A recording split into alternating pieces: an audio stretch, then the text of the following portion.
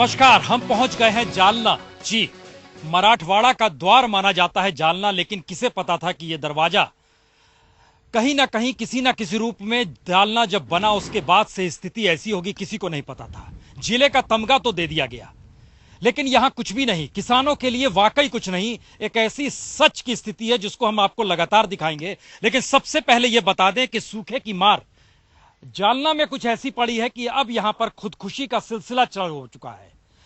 3 खुदकुशी हो चुकी है, उसमें कल ही जिस किसान ने खुदकुशी की उसकी 13वीं मनाई गई। उसके परिवार वाले हमारे साथ हैं। कल्पना कर सकते हैं सरकार का ध्यान अभी भी इस दिशा में गया नहीं है कि किसान अगर खुदकुशी कर रहा है तो उसे रोका कैसे जाए। परिवार के लोग हमारे साथ हैं। कुंडलिक वंसोड़ उनका नाम था, 45 बरस के थे, 14 दिन पहले खुदकुशी की। उनकी पत्नी, उनके बेटे हमारे साथ हैं। पिताजी ने क्यों आत्महत्या कर ली? पिताजी ने क्यों आत्महत्या की लेकिन जो इस साल जो पीक कर्ज नहीं हुआ, जो पैसा पिछले साल ही बहन की शादी हुई थी, शादी में कुछ पैसा खर्च हुआ और मैं बॉम्बे में पढ़ाई करता था। पढ़ाई के लिए पिताजी इधर से पैसे भेजते थे, लेकिन किधर से भेजते थे, किसके तरफ से लेते थे वो पता नहीं, लेकिन पिताजी के और पिताजी को ही पता था। लेकिन इस साल कुछ पीक नहीं मिला और जमीन नापीक हुई, इसके लिए जो साहूकार का कर्ज था वो फिटा नहीं। वो पिताजी ने टेंशन में खुद को ही रस्सी लगा के आत्महत्या की। ये किसानों का दर्द है। कर्ज चुकता नहीं, सरकार की राहत पहुंचती नहीं, खेत में पानी नहीं, क्या किया जाए? ये स्थिति है जालना के भीतर की, जहां किसान खुदकुशी कर रहे हैं। सरकार की तरफ से कभी कोई आया आपके पास? तहसीलदार आए थे, पंचनामा करके गए और कोई भी नहीं आया। दरअसल एक चीज और हम बता दें, हम यहां पर इसलिए मौजूद हैं क्योंकि यह मौसम्मी का खेत है और पूरे जालना में 27,000 हेक्टेयर जमीन है, जिसमें से 20,000 हेक्टेयर मौसम्मी के जो खेत थे या कहीं जो पेड़ थे वो इसी तरीके से जल गए हैं। जो आप पीछे देख रहे हैं ये खत्म हो गया, इसमें अब नहीं हो सकती है, इसमें मौसम्मी नहीं उग सकता है। इन स्थितियों में किसान खुदकुशी अगर कर रहा है, आप खुद मौसम्मी का ये खेत है जिसमें आप बैठे हैं, क्या है किसान के सामने रास्ता क्या बचता है? अभी बहुत ही कठिन रास्ता है, क्योंकि यहाँ पे सबसे ज्यादा मौसम्बी का पीक लेने वाले किसान है और पानी नहीं रहा। पानी नहीं रह जाने के बाद 20-20 एकड़ के जो 20-20 साल के जो झाड़ थे वो अभी काटने का टाइम, जो बच्चों के सरीके जिसने पाला पोषा उस झाड़ को, वो काटने का टाइम किसान पे आया है।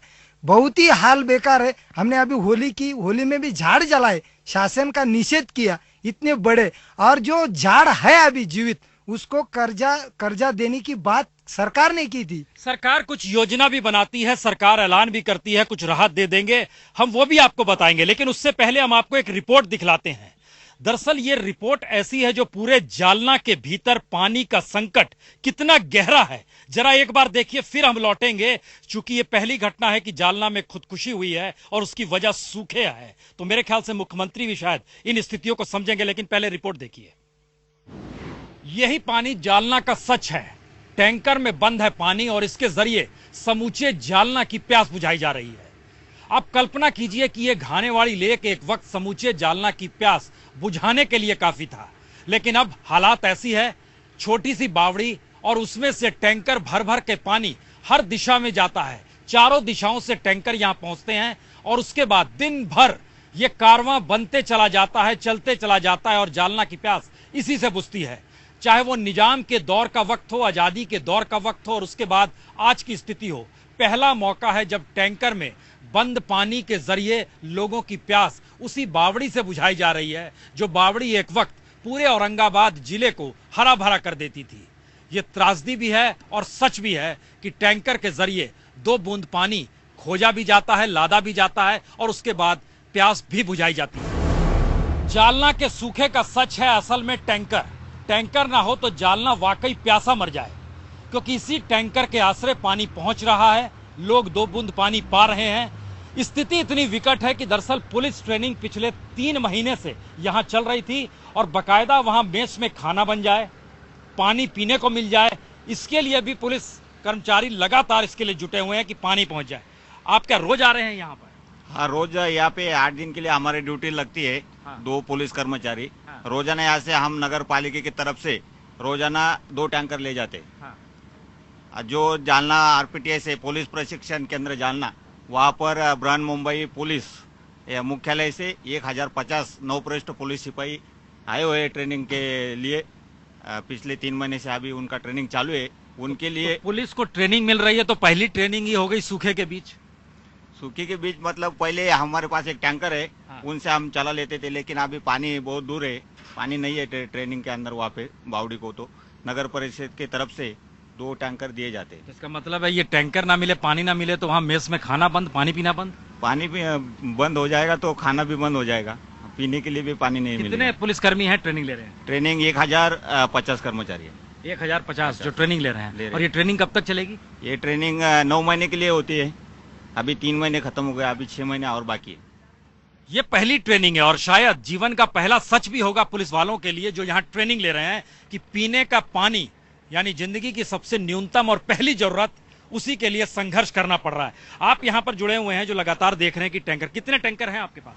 हमारे पास में गवर्नमेंट के 14 टैंकर से और प्राइवेट जो खासगी टैंकर से हमारे पास में लगभग 14 टैंकर से। तो 14 वार्ड में जाते होंगे? हाँ, 14 प्रभाग में। 14 प्रभाग में जाते हैं। हाँ। तो इस कितने बार आना जाना चलता है, कैसे होता है?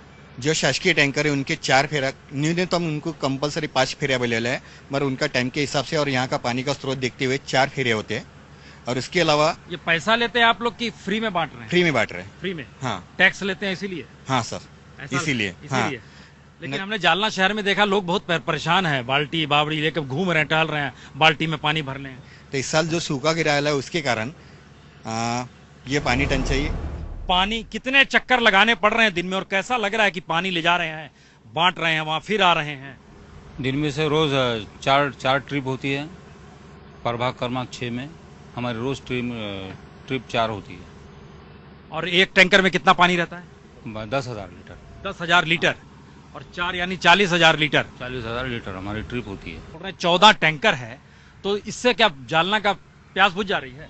डेली नीड्स न्यूनतम हो जाता है और पर टैंकर के हिसाब से 4 ट्रिप जो होती है, एक टैंकर की कैपेसिटी 10,000 की है और ये जो खासगी टैंकर से उसकी कैपेसिटी 14,000 लीटर की है।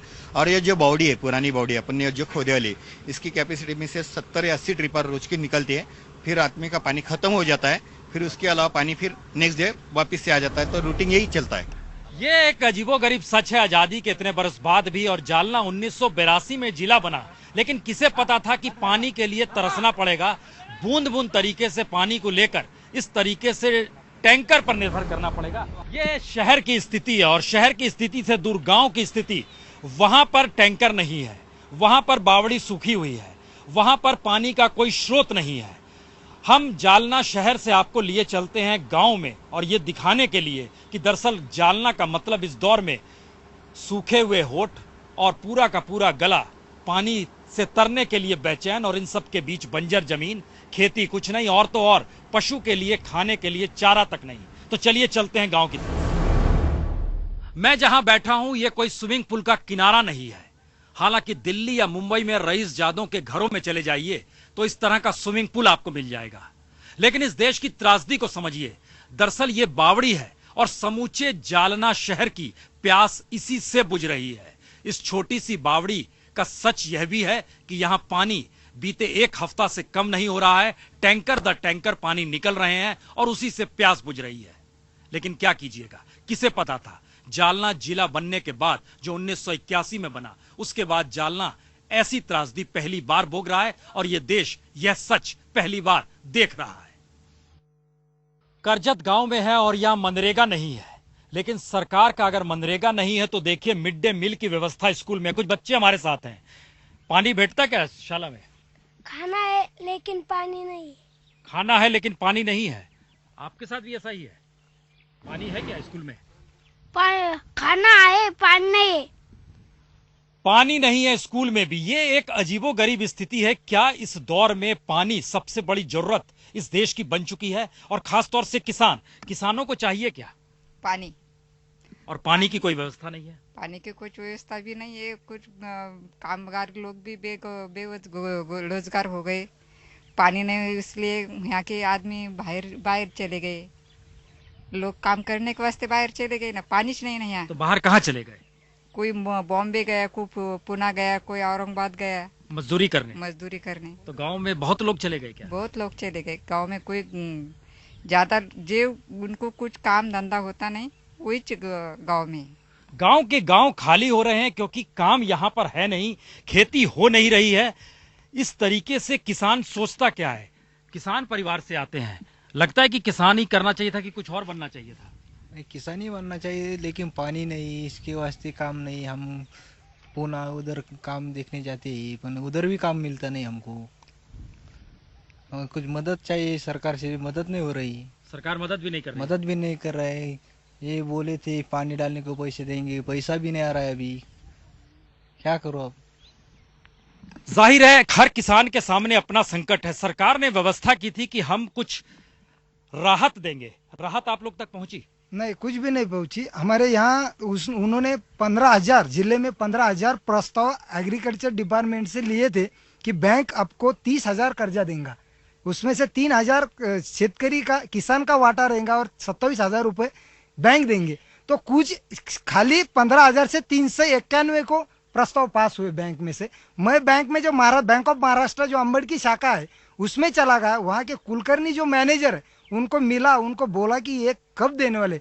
तो उन्होंने मेरे पे प्रेशर लाए कि मैं तुमको 353 सरकारी काम में अड़थड़ा बोल के केस करूंगा।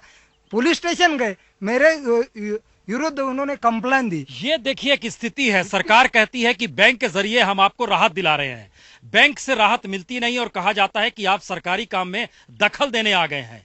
इस पे रोक लग सकती है। किसानों की हैसियत बिल्कुल नहीं है। और चूंकि हम एक बात फिर दर्शकों को बता दें जो हमारे साथ जुड़े हैं, हम करजत गांव में हैं और सूखे को लेकर खुदकुशी का सिलसिला चल पड़ा है। और जिस व्यक्ति ने खुदकुशी की उनका बेटा और उनकी पत्नी हमारे साथ है। बेटा बॉम्बे में पढ़ाई करके नौकरी भी कर रहा है। क्या लगता है कि परिवार में कभी कोई किसान बनना चाहेगा? सर, जो किसान था उन्होंने आत्महत्या की। और क्या, पानी नहीं और जमीन भी नहीं, हमें खाली 1 एकड़ जमीन है। 1 एकड़ में मेरा खुद का ही पेट नहीं भरता तो मैं मेरा फैमिली का कैसा पेट भर सकता था? तो कैसा किसान बनूंगा? मैंने तो डीएड किया, बॉम्बे में डीएड किया। डीएड करके प्राइमरी टीचर बनना चाहता हूँ, लेकिन गवर्नमेंट उनके ही वैकेंसी नहीं निकल रही। गवर्नमेंट सब तरफ जो इंसान है, इंसान को मार रहे। सब तरफ गवर्नमेंट इंसान को खा रहा है। एक बात बताइए, आपके पिताजी ने खुदकुशी की है 14 दिन पहले। ये सवाल बड़ा अजीबोगरीब है, लेकिन आपको ऐसा लगता था कि ऐसी स्थिति आ जाएगी कि घर के में जो सबसे बड़ा है वो आत्महत्या कर लेगा? ऐसा कभी लगा? तो ऐसा इतने साल से मैं, अभी मुझे 20 साल हुआ, 20 साल से अभी तक तो ऐसा नहीं लगा सर।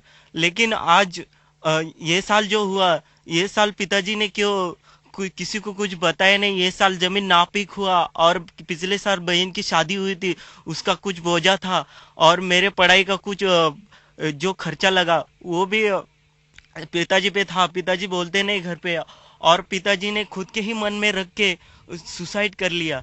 किसानों की स्थिति पर कौन ध्यान देगा? आपके गांव में एक व्यक्ति ने खुदकुशी कर ली, आत्महत्या कर ली। आपको लगता है कि किसान को लेकर अब सरकार को कुछ सोचना चाहिए? पानी है नहीं गांव में, काम है नहीं गांव में, क्या करेंगे आप लोग? कैसे जिएंगे? मराठी में काम करायचं। हाँ, हे कामाला सडक सुरू करायला लावा सरकारला म्हणा। हाँ, पाणी नाही। पाणी आता काल सारे झाडे मक्का वाळून दिली जनावराची, झाडं तोडे। आता झाडं कुरा टाकायची 2-4 वाजायला आम्हाला बी आता। पाणी नाही, कसं काय करायचं? इथं काम सुरू करायचं। लोक गाव काम सुरू झालं। ये है स्थिति। देखिए, लोगों के भीतर आक्रोश है, लोगों के भीतर उम्मीद नहीं है। और ये एक बहुत बड़ा सवाल जालना के साथ इसलिए है क्योंकि जालना 1981 में तमगा तो दे दिया गया था कि जिला बन जाएगा, लेकिन यहां पे कोई बड़ा शिक्षण संस्थान नहीं, रोजगार की कोई व्यवस्था नहीं, सिंचाई की कोई परियोजना नहीं, और इन सब के बीच अब पानी भी नहीं।